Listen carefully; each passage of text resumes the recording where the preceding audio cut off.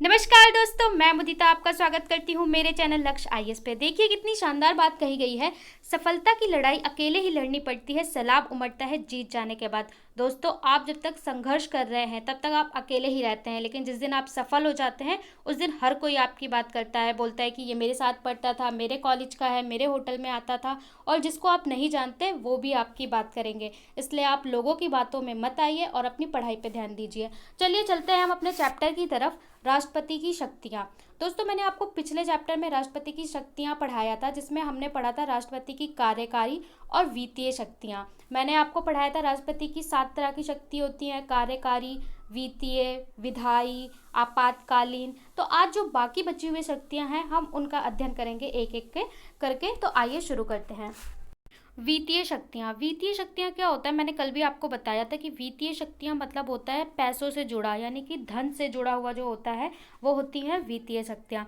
तो क्या होता है कि जो संसद में धन विधेयक प्रस्तुत किया जाता है, यानी पैसों से जुड़ा कोई बिल प्रस्तुत किया जाता है, तो वो राष्ट्रपति की पूर्व सहमति से प्रस्तुत किया जाता है। कल मैंने आपको विधायी शक्तियों में बताया था कि अगर कोई बिल बनाना है, कोई कानून बनाना है, तो क्या होता है, सबसे पहले उसे राज्यसभा या लोकसभा में पेश किया जाता है। जब दोनों सदनों में पास हो जाता है तब राष्ट्रपति उस पर हस्ताक्षर करते हैं और वो कानून बन जाता है। लेकिन अगर धन विधेयक या पैसों से जुड़ा कोई बिल है तो उसको पहले राष्ट्रपति के पास भेजा जाता है, राष्ट्रपति जी उसको साइन करते हैं, परमिशन देते हैं, उसके बाद आता है ये लोकसभा और राज्यसभा में। इसीलिए कई बार पूछा जाता है कि अगर धन विधेयक राष्ट्रपति के पास भेजा जाए तो वो उसको अपने पास रख नहीं सकते या कितने दिनों में वापस करेंगे। तो उसको मैक्सिमम 14 दिन में उन्हें भेज देना होता है, क्योंकि उसमें वो अपनी पॉकेट वीटो शक्ति का इस्तेमाल नहीं कर सकते, नॉर्मल विधायक जो है उसमें कर सकते हैं। तो ठीक है, तो ये क्या होती है, इनकी वित्तीय शक्ति होती है कि अगर कोई धन विधेयक है उसको प्रस्तुत करना है तो उसको पहले राष्ट्रपति से परमिशन लेनी होती है, उसके बाद ही वो संसद में प्रस्तुत किया जाता है। दूसरा क्या है, वार्षिक वित्तीय विवरण। ये वार्षिक वित्तीय विवरण के नाम से कई बार बच्चे कंफ्यूज हो जाते हैं, क्योंकि ये है वार्षिक वित्तीय विवरण जो हमारे संसद में इसका उल्लेख किया गया है 112 अनुच्छेद में, और इसको आम बोलचाल की भाषा में बजट कहते हैं। तो लोग ज़्यादातर इसे बजट से जानते हैं, लेकिन अगर पेपर में कई बार ये क्वेश्चन आता है कि संविधान में बजट शब्द का इस्तेमाल हुआ है या संविधान में बजट इस अनुच्छेद में बताया गया है, तो उसमें बच्चे बजट को टिक कर देते हैं, पर ऐसा नहीं होता। संविधान में कहीं भी बजट शब्द का इस्तेमाल नहीं किया गया है।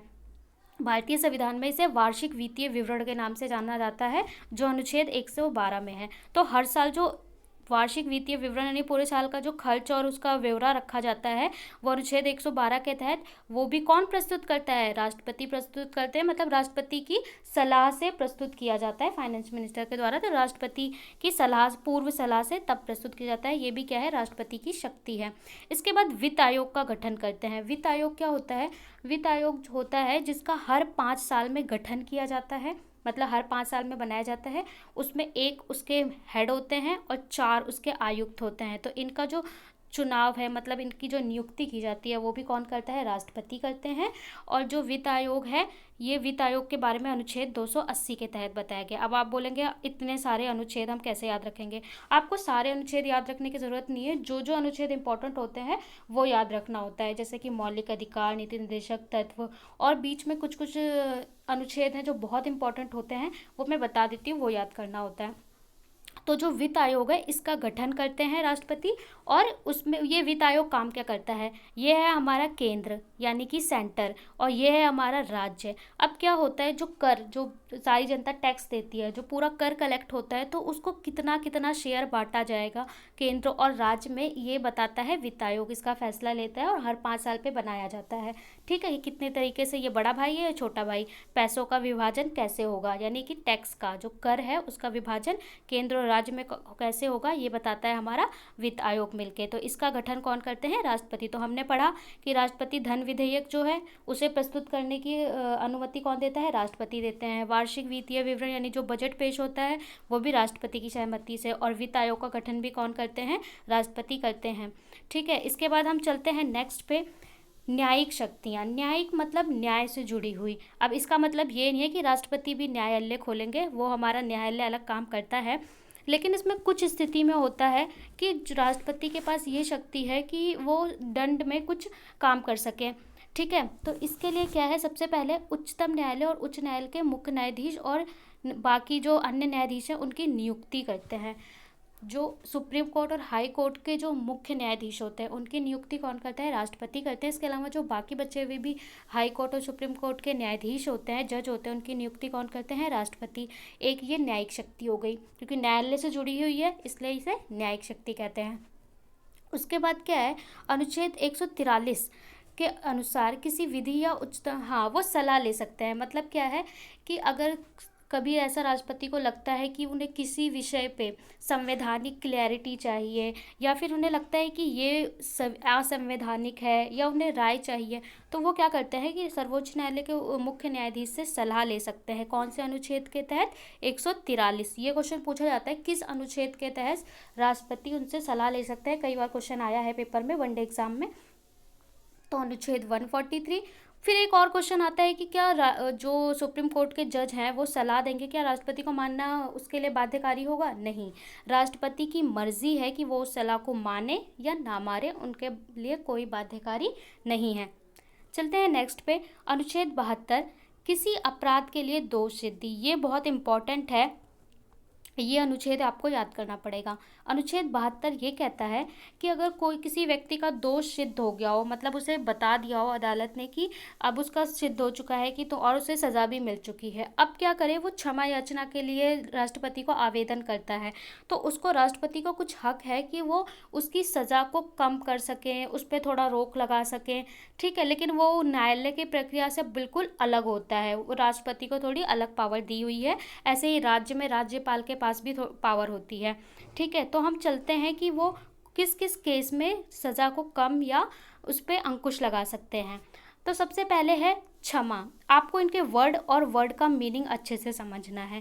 क्षमा, क्षमा का मतलब क्या है कि दंड या बंदीकरण दोनों को हटा देना, कि जैसे जिसको जो दोषी है उसको जो सज़ा दी है, अगर राष्ट्रपति ने उसे क्षमा दान दे दिया, इसका मतलब है उसकी सज़ा को पूरा सज़ा मुक्त कर दिया, यानी कि अब उस पर कोई भी दंड या उसको जेल में डालना, कारावास है, उसको पूरी तरीके से दंड से मुक्ति। क्षमा मतलब माफ़ी, जाओ तुम घर जाओ, हो गया तुम्हारा, ठीक है। इसके बाद आता है लघुकरण। लघुकरण क्या है कि दंड के स्वरूप में बदलना, मतलब उसका स्वरूप चेंज कर देना, कि मान लो मृत्युदंड दिया है तो उसको कारावास में बदल देना, जीवन भर के कारावास में बदल देना। लघुकरण को आप ऐसे समझ सकते हैं कि ये दीवार है, ठीक है, इस पर वाइट पेंट था, आपने येलो पेंट करवा दिया, उसका जो रूप है, रूप को चेंज कर दिया, तो उसका मतलब क्या है यहाँ पे लघुकरण, ठीक है। कि कोई उसे मृत्युदंड था तो उसको कठोर कारावास में बदल देना लघुकरण कहलाता है। इसके बाद क्या होता है? परिहार। परिहार होता है प्रकृति में परिवर्तन किए बिना उसकी अवधि कम करना।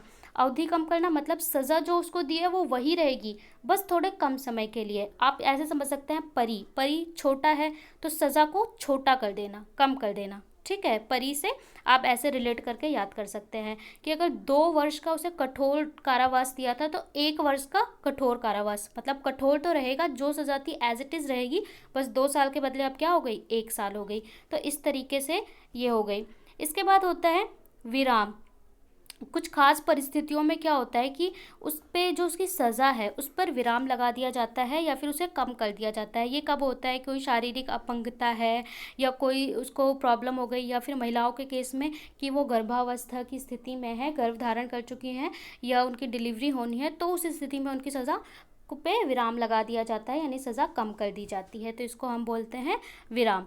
उसके बाद प्रविलंबन होता है। प्रविलंबन क्या होता है कि दंड पे लंबन कर देना, यानी उसको रोक देना, कुछ समय के लिए रोक देना, अस्थायी रोक लगा देना, स्थायी नहीं है, टेम्परेरी, टेम्परेरी रोक लगा देना। ऐसा खासकर होता है मृत्युदंड के टाइम पे, कि जैसे किसी को सुप्रीम कोर्ट ने मृत्युदंड दे दिया, अब वो क्या करते हैं, उस पर प्रिविलंबन लगा सकते हैं।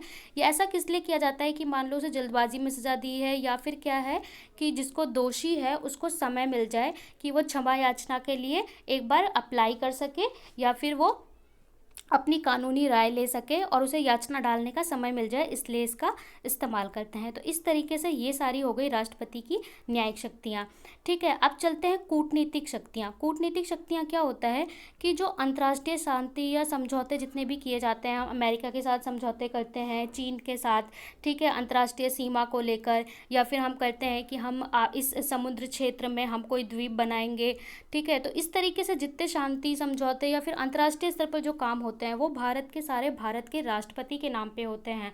प्रधानमंत्री करते हैं पर सारा काम होता किसके नाम पे है? भारत के राष्ट्रपति के नाम पे।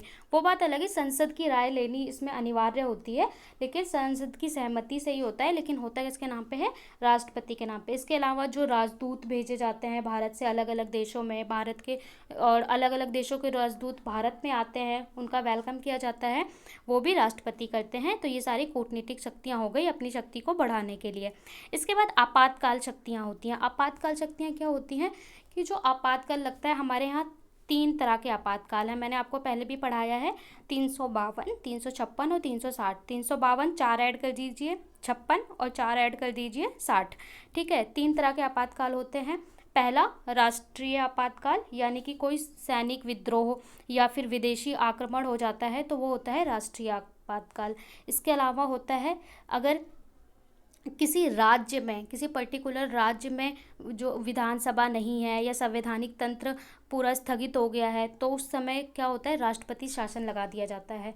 ठीक है, और 360 वित्तीय आपातकाल, यानी कि फाइनेंशियल, पैसों की बहुत कमी हो गई, पैसों की दिक्कत है, तो उस क्षेत्र में वित्तीय आपातकाल घोषित किया जाता है। तो ये तीनों तरह के जो आपातकाल है, इसे लगाने का आदेश कौन देता है, राष्ट्रपति देते हैं। तो ये राष्ट्रपति के पास शक्ति है कि युद्ध हो, आक्रमण हो या कोई भी स्थिति हो, तो उसमें अगर युद्ध भी है तो युद्ध शुरू करना है इसकी घोषणा भी राष्ट्रपति करेंगे, समाप्त करना है इसकी घोषणा भी राष्ट्रपति करेंगे, पर संसद की सलाह पे। ठीक है, इसके बाद क्या है कि राष्ट्रपति शासन, तो लेकिन जो ये राष्ट्रीय आपातकाल है ये बहुत कम, ये नहीं लगता, बहुत कमी स्थिति होती है। राष्ट्रपति शासन या फिर आप ये तो कई बार आप देखते रहते हैं, और अक्सर जम्मू कश्मीर में राष्ट्रपति शासन लगा दिया जाता है, या कई बार केंद्र शासित प्रदेशों में भी लगा दिया जाता है। जब राष्ट्रपति शासन लग जाता है जिस राज्य में, तो वहाँ पे क्या होता है, वहाँ के फैसले फिर सेंटर में लिए जाते हैं। ठीक है, राज्य नहीं लेता, और अगर राज्य की विधानसभा है तो उससे भी मिला जुला कर लिए जाते हैं, पर केंद्र के पास पावर पहुंच जाती है। और वित्तीय आपातकाल भी भारत में आज तक नहीं लगा है 360 के तहत, अगर लगाना हो तो वो भी राष्ट्रपति लगाएंगे।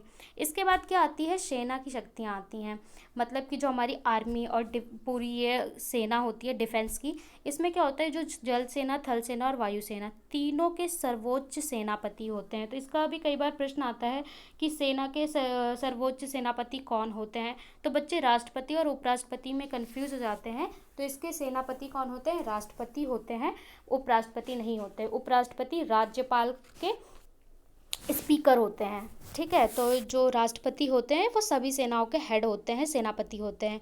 इसके अलावा क्या होता है, जब ये हेड होते हैं तो इसीलिए जल, थल और वायु सेना, तीनों सेना के जो प्रमुख होते हैं, हेड होते हैं, उनकी नियुक्ति भी कौन करता है, राष्ट्रपति। किस किस की राष्ट्रपति नियुक्ति करते हैं, आप एक लिस्ट बना लीजिए और याद कर लीजिए। महान्यायवादी यानी अटॉर्नी जनरल, कैग, सबकी नियुक्ति कौन करते हैं, राष्ट्रपति करते हैं, और इससे बहुत क्वेश्चन आते हैं।